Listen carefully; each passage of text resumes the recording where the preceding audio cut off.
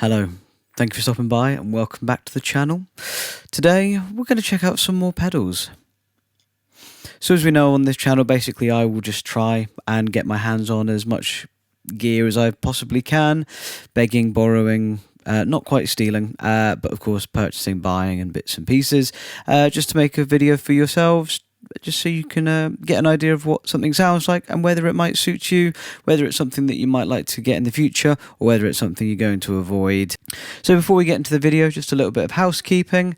As always, don't forget to hit that like and subscribe button. Do it for Cassie. She's here and she's wanted to be part of the video today. But it really does help us navigate the YouTube algorithm. It really does help more than you can imagine. With a channel this size. Also, I've heard the notification bell does something, so don't forget to hit that as well. As always, we'll have the chapters down in the description below, so feel free to just jump around and either look at me get attacked by my cat and tell you what we're going to do. There's some purring in there for you, so yeah, hit those buttons for Cassie. But yeah, enjoy your stay. Listen to this, look at the cat, or head on straight over to the pedal and hear how it sounds. Now, of course, we are going to do an unboxing. So what I'm going to do is I'm going to get the cat unstuck from me, and then we'll go over to the slightly out of focus desk, and we'll unbox today's pedal. See you in a second. So here we are at the slightly out of focus desk camera. Is it in focus today? Don't know. It looked like it was in focus last week, so maybe I have figured out this distance to camera to desk thing. Who knows? It still wobbles around a bit though. So I realised that I haven't actually introduced the pedal yet. So here it is, the vintage delay from Behringer, also known as the VD400. According to Behringer, it's a vintage analog delay effects pedal. Now, whilst I start the unboxing, nice and slowly, I will just say I used to really be into my analog delays. I used to prefer them considerably over digital. My favourite ever delay pedal was an Electro-Harmonix memory toy, which is somewhere behind me in a no longer working condition. And that's the only reason that I stopped using it, was because it stopped working, which was a real shame, as I did love that pedal. Perhaps I should get another one and do a video on one. They don't seem to go for too much second hand. So, yeah. That's the box, nice and empty there. Fairly standard box for Behringer. So you've got the pedal in a nice little bag here. So we'll just get rid of that. So it's a nice silvery kind of matte silver, grey, maybe grey, silvery grey. And then you've got your manuals here. So you've got this one in Japanese or Mandarin. Then you've got the, whatever this is, Federal Communications Commission compliance information. Then we've got the manual in English, the manual in something else again, and then the manual in something else again. I'm going to assume. Oh, this is just the notice. ESD notice, whatever that is. I'm sure somebody in the comment section will let me know. But it's in, I guess these are all the countries that it is sold in, so it needs to have it in all of them. And yes, you've got Chinese and Japanese, or Mandarin and Japanese, so I'm guessing that is what the two user manuals are in. So that must be the predominant sites of sale for these pedals. The English-speaking world, China and Japan. So we're just going to pop all of that away with the bag, and then we'll have a quick look at the pedal. That's some rubbish from earlier, get that out of the way. So here's the pedal, looks nice and simple. The standard sort of Behringer enclosure, I do think they are rugged for what they are, taking inspiration, I guess you could say, from the Boss design that we know and love. And I know it's plastic, but I've put some Behringers through their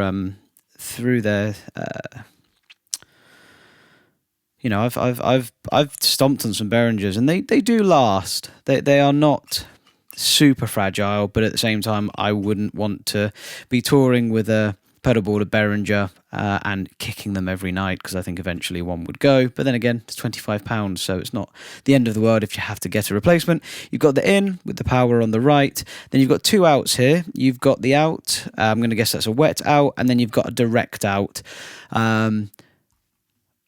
I've never understood pedals that do this. I'm sure there's some reasoning behind why they do it. But yeah, so I guess a direct out would mean that you wouldn't have any of the effect on it. So I guess if you were running a wet and dry rig, that would be possible. Go out to something that can ground the second amp,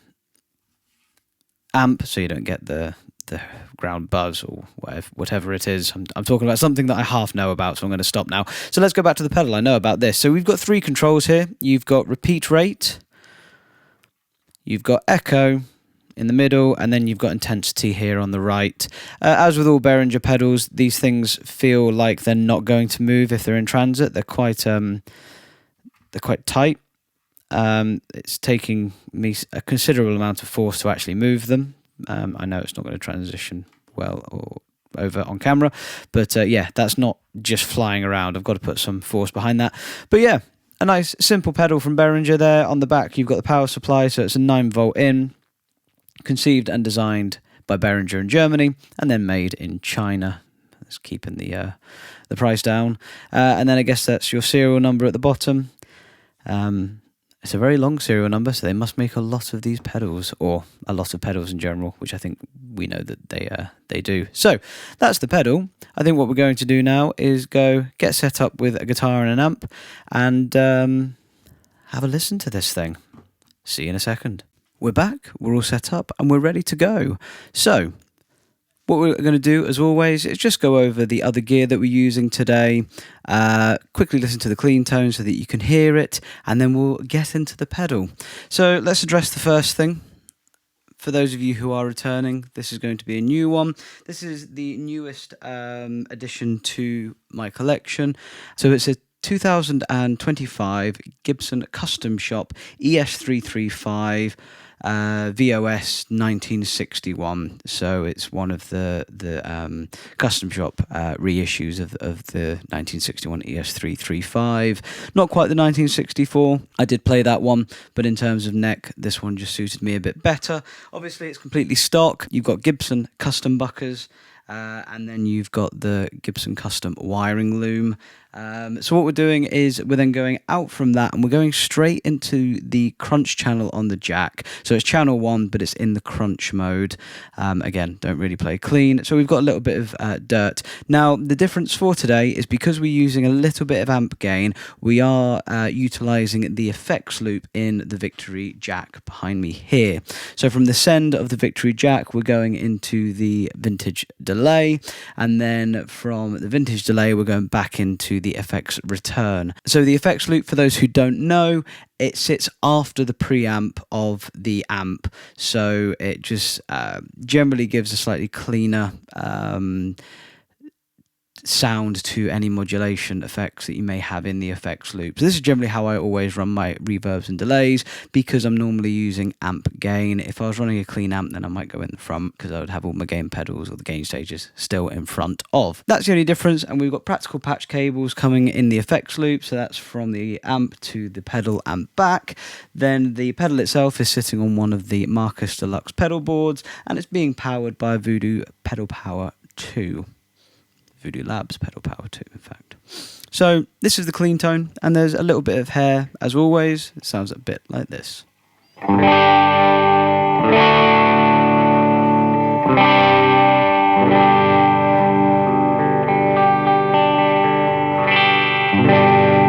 Pretty nice, pretty good. Nothing really to report. So what we're going to do now is I'll get rid of the microphone, and we'll have a listen to this vintage delay from Behringer.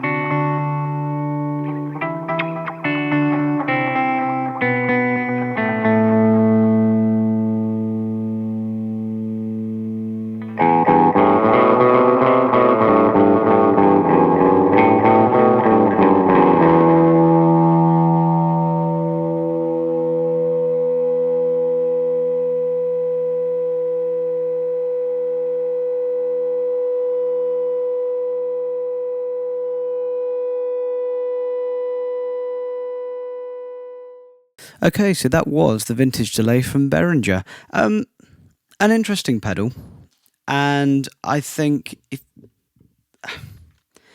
I can see this turning a lot of first-time pedal users off, particularly because of the intensity control.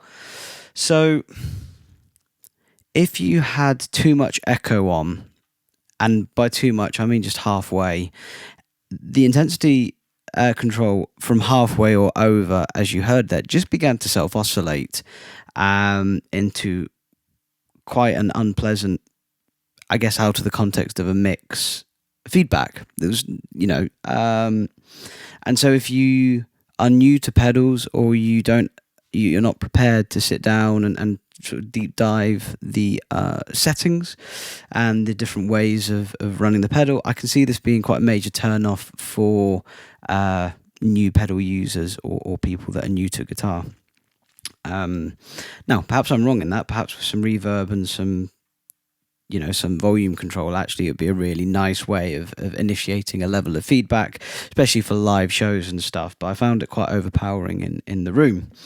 I don't think it's a bad sounding pedal. I think it was quite a warm delay. There was the capacity to get quite a nice slapback delay, a real short delay. I do have one query, and that's the repeat rate control. It seemed that as I turned it up to max, no, that is correct. The repeats got higher or shorter. They got shorter, so it became more of a slapback. Whereas if you were down towards the minimum end or the lower end of the scale, then you had a longer delay time. Echo, I think, was your equivalent of a feedback control, so it defined how much echo you had in the sound. So of course, the more echo, the more repeats, and then the repeat rate depended on the speed of the repeat. So I guess that does make sense. It just seems counterintuitive to what I expected from mix, minimum to maximum. The intensity one, again, as soon as you had the echo on halfway or more, the intensity control became quite unusable, in my opinion, from 12 o'clock onwards. You brought the echo down, less repeats and stuff. Obviously, I was able to utilize the intensity control a little easier, or a little more. I was able to use it a bit more. So an interesting pedal. If this was my first delay pedal, I don't know if I would say disappointed, but I would certainly be struggling to figure out how to get what I consider a nice delay sound from it. But again, it seemed really easy to dial in a nice slap back. You just hit the repeat rate to maximum, then you just brought the echo in to taste. So I can see that being quite nice there, whether you're doubling up or whether you just play a genre of music where slapback is quite integral. I do like the fact when you get a stomp box like this, it is very much just press and forget. Once you've found your tone, unlike a Strymon, which has a billion options, so of course you've really got to go in and fine-tune it to find something that you really like. As with most Behringer pedals, as with any pedal, to be fair, if you can find a pedal that is usable for under £30, which I think this is, or it certainly was, it's a good little investment for somebody that might want to try out a vintage style delay, take into consideration what I've just said about the going in and really dialing in a tone rather than just being able to go bat done. I think and I don't know that pedal, I think if you knew the pedal, you'd really be able to dial in some nice delay tones. So I don't think it's a complete no-go from my point of view. I think it's just be very aware of that intensity control and what it can do to your sound if you've got the echo quite high as well. So I hope that's given quite a good overview of the vintage delay. Thank you very much to those of you who are still here. If you are, please don't forget to hit that like and subscribe button. Do it, if not for me, do it for Cassie. But we'll be back again next week with another piece of gear, another pedal, or another something. Maybe we'll look at the ES335 in a little more detail, see what tones it can get. Who knows? I will figure that out over the next week and a half. So, until the next one, thank you for tuning in, and take care.